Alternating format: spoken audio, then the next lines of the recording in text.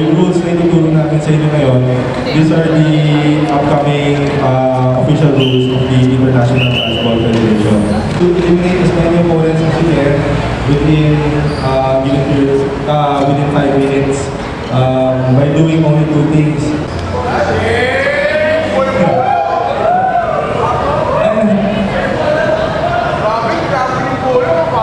Chris, gano'n naman din. The first is to hit your opponent with the ball. So, kaya si Chris, he's my opponent. Okay? So, tapos na. And then, the second way that you can take your opponent out is to catch a ball that's thrown at you by your opponent. Sige. So, nangyari. Ako din yan. Nasa loob yung ball ang binato niya. Siya yung out.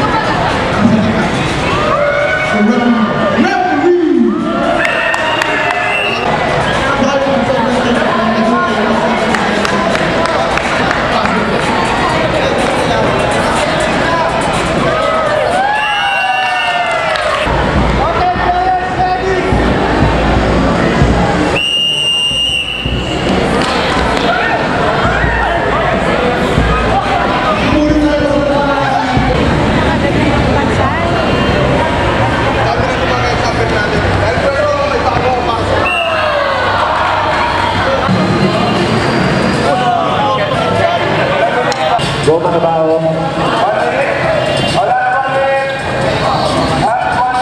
Super Pro, wala. And by San Ninja.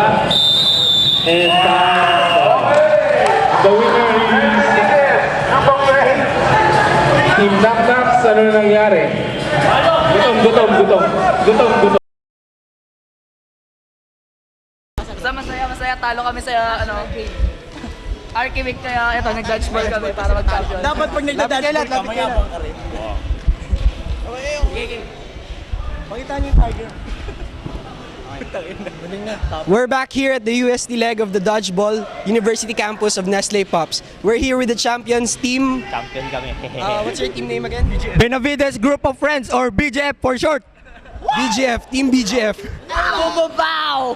Oh, okay guys, first of all, paano nyo narinig yung dodgeball? Saan nyo narinig? Saan nyo na balitaan yung dodgeball? Kaya kayo nandito ngayon? Kasi po, nung mga bandang 2006 po ay pinalabas yung dodgeball sa sinehan at sa mga DVD peke. Na-inspire po kami maglaro ng dodgeball kaya nung nag-text yung kaibigan ko na YJ, walang pagkatumanggi po, sumali agad kami. Kaya yun po. Sa Mount Apo para mag-train.